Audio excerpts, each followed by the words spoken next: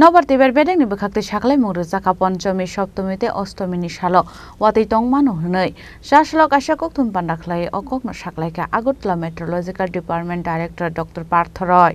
অসমতাইনি জরাও ওয়াতিনি লগি লগি ফেরাং বতংনাই হেনে শাসলক ককথুম পান্ডাখলাই Agartala meteorological department director doctor Partha Roy আবা হেনিনো সাকলাই মুরুখা আবা হেকিনো দেব দালবেদল সাকদার মুরুজাকা মানে যে দুর্গাপুজোর সময় যেটা আমরা আজকে ফোরকাস্ট যেটা আইএমডি আগরতলা আমরা যেটা ইস্যু করেছি সেটা হচ্ছে পঞ্চমী সপ্তমী এবং অষ্টমী এই 3 দিন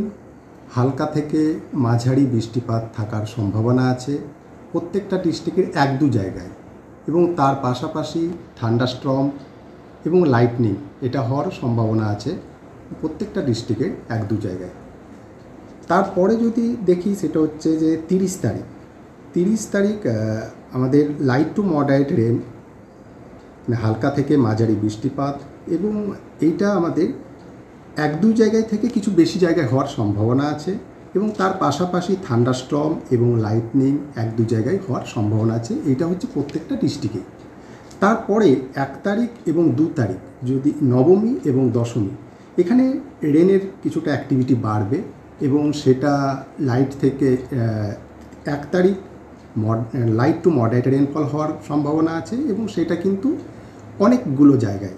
মানে হচ্ছে যেটা আমরা বলে থাকি মেনি প্লেসেস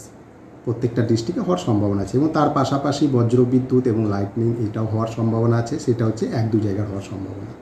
এবং 2 তারিখ দশমীতে আমাদের যেটা এখনকার যেটা ফোরকাস্ট সেটা হচ্ছে লাইটনিং এই রেনফল অ্যাক্টিভিটি মানে রেনফলের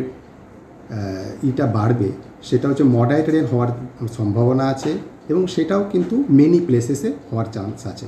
এবং থান্ডারস্টর্ম এবং লাইটনিং হওয়ারও 1-2 জায়গায় আমাদের দশমীতে এটাও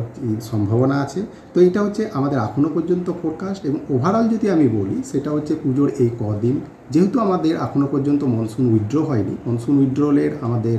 মানে মনসুন আমাদের নর্থ ইস্ট থেকে চলে যাওয়ার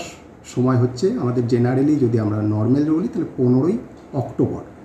তো এটা এখনও যদি দেখি আমাদের সেপ্টেম্বর মাসই চলছে তো মনসুন আমাদের ওপরে কিন্তু আছে তো তার প্রভাবে হালকা থেকে মাঝারি বৃষ্টিপাতের সম্ভাবনা আছে সেটা হচ্ছে আপ টু নবমী পর্যন্ত এবং দশমীতে রেনফলের অ্যাক্টিভিটি এবং তার ইন্টেন্সিটি কিছুটা বাড়বে কিন্তু সেটাও মডারেট রেনফল হওয়ারই সম্ভাবনা এবং তার পাশাপাশি আমাদের থান্ডারস্টর্ম এবং লাইটনিং এগুলো হওয়ার 1-2 জায়গায় চান্স আছে।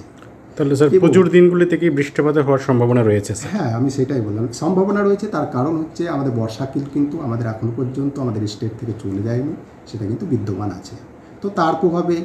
1-2 জায়গায় বৃষ্টিপাত হবে যেমন আজকেও যদি আমরা দেখি নর্থে বৃষ্টি হচ্ছে সেটা কিন্তু 1-2 জায়গায় সেটার ইম্প্যাক্ট এতটাই না যেহেতু লাইট টু মডারেট রেন এই ইন্টেন্সিটিতে বৃষ্টি হবে কিন্তু ইম্প্যাক্টটা এরকম সিগনিফিকেন্ট কিছু না। রাজা খরাগুলো নিশ্চয়ই প্রণামী কক্থম চিনি খরাং।